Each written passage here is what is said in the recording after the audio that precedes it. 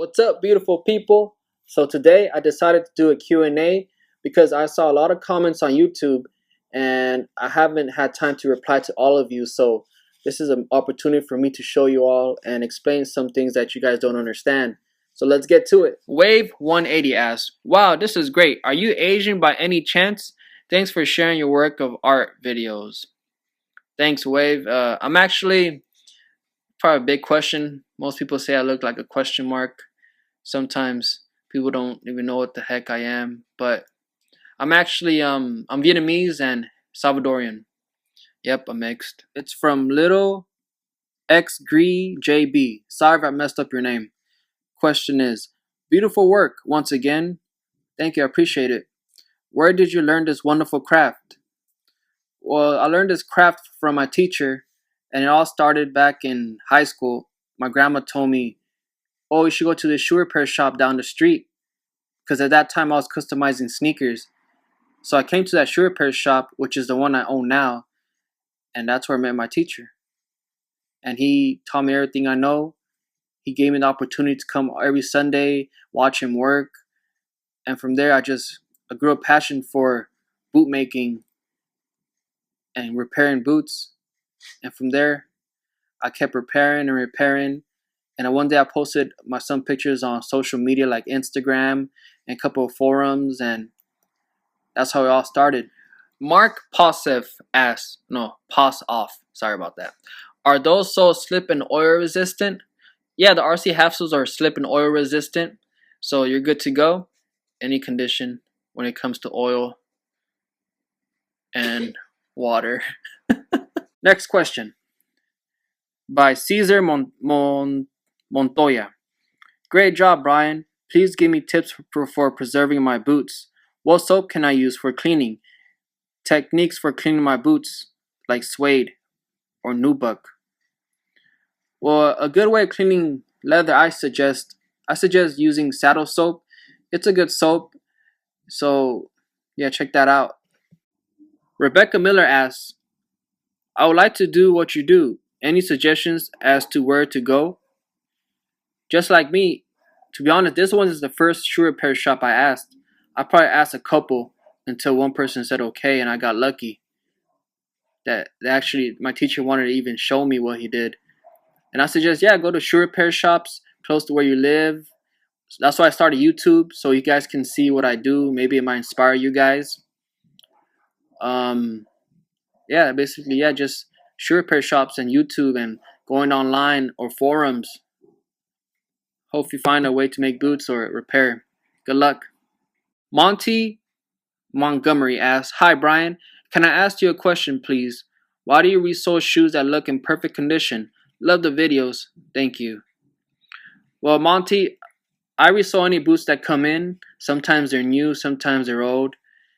They're all customer boots, and sometimes people just send me brand new boots because they don't like the sole. I do resoles, but I also do customizations. So it might be two different things that people get confused. And sometimes a person buys a brand new pair and they don't fit them correctly. I relast them and change the sizing. There's very variables to it, but it's all the customer's choice. Ed Yu asks, "I look forward to Sunday nights now. Thanks. Tell us about your cool hats. I'm interested in buying one." Well, this hat is actually, it's called a Penny's Marathon. It's a vintage hat. I bought it off eBay. And yeah, you can find cool hats on eBay.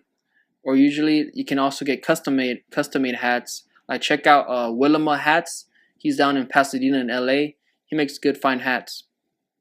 What stone do you use for sharpening? By Master of Play 7. The stone I use, it's called a whetstone. Bought it off Amazon. A good grit is 1,000 grit. You're good to go with that, and then you get yourself a sharpening rod so you can sharpen your knife well. Hope that helps. Next question.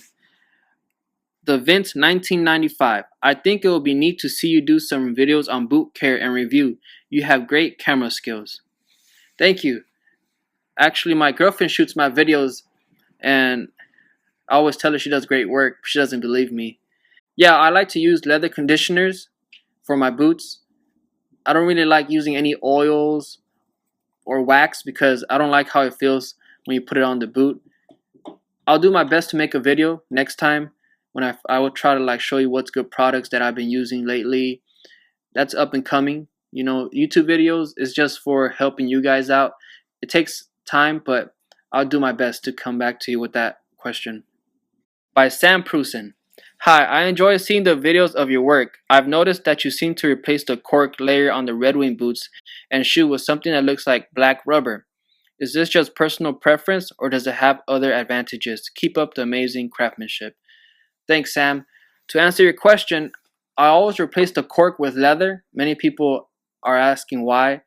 I feel it molds better to your foot, and most of the time when you put cork, it usually deflates and loses shape and just crumbles over time. But I've resold many vintage boots, and the ones with leather filling, they always stay top notch and they never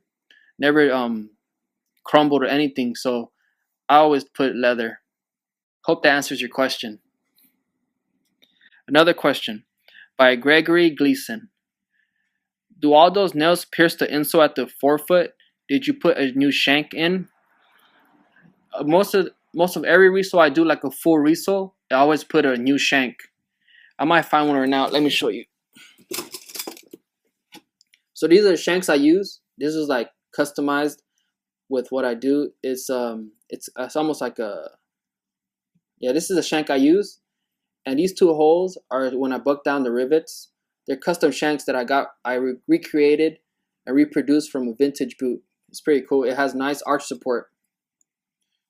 Those nails I pierced through the forefoot, because I use like a metal foot, it actually clenches on the insole, so it'll never poke you or anything. So you're safe with that.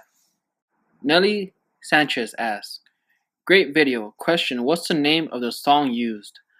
Well, I usually just put all the songs and artists on the description, so just check that out. I always give credit to them, and that's the best place to look at. So just check that out. William L. What's that polish you used for the soles towards the end? Well, the polish I use right now is called El Oso. It's from Mexico. I really love how the polish works. It's not too waxy and not too oily, because most of the time when people polish their boots, there's so much wax that you can just smudge it once you touch it. And you check it out. It's El Oso. It's probably really hard to find in the States, but you can contact me and I can help you out with that. George M. Vasquez asks, "Wow, awesome watching. Those boots can last a lifetime. Can any type of boot be replaced with your soles?" Yes, you can put RC half soles and heels on any boot. It can be done as long as it's a Goodyear welt. If it's a stitch down construction, many of you might not know what that is, but I can always convert it to a Goodyear welt, and I can put some RC half soles and heels. Hopefully that answers your question. XYZ4484604 asks, "Awesome work.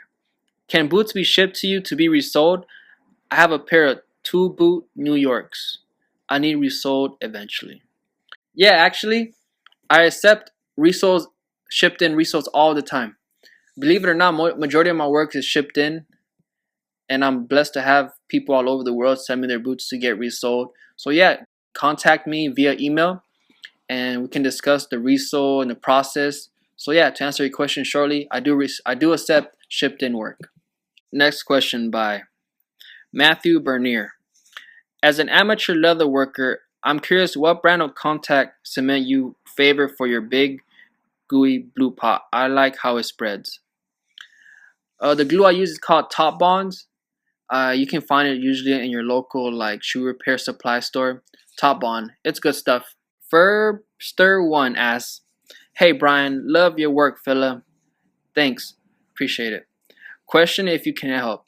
What can one do when the color fades from the leather and dark gray, black under leather starts coming through in patches? And when you get a dink and scratch in the toe cap, how can you reset it best?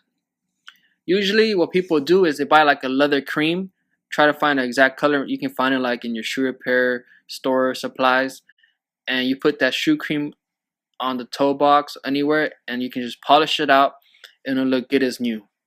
But if you get like any dings or dents like on the sole, you gotta sand it a little bit. That'll be a harder one. You sand it a little bit, and then you buy something called edge burnish dye, and you put that edge burnish dye. A good brand is Fibbings. Not sure if I'm pronouncing that right. And yeah, put that on your edge and you'll be good to go. So get polish, edge burnish, dye, and you're good to go. Oh, this one's a long one. By James Daniel. Great job and inspiring, I have to say. My question is, how come you remove the insole on some of your rebuilds and some you do not? Most of them you do not actually. To answer your question, James, sometimes people already have their boots broken in so well with their mold of their foot, so there's no need to replace it. So, and there are other times when people actually buy used boots and it hurts the footbed hurts their foot because it's not the shape of the foot, so they want to break in the boots themselves. So they want to replace everything from the footbed to the welt, and from there it'll be good to go. So they can shape the mold. They can mold the shape. I hope you guys enjoyed my Q&A. If you have any questions, just leave it down in the comments below, and I'll do my best to do another Q&A or try to answer you. But at the moment, I think Q&As will do best. So thank you for watching and supporting my work. I hope to keep you guys entertained for a long time. I'll do my best to make the videos better and just get better from here. So yeah, thanks. Stay tuned.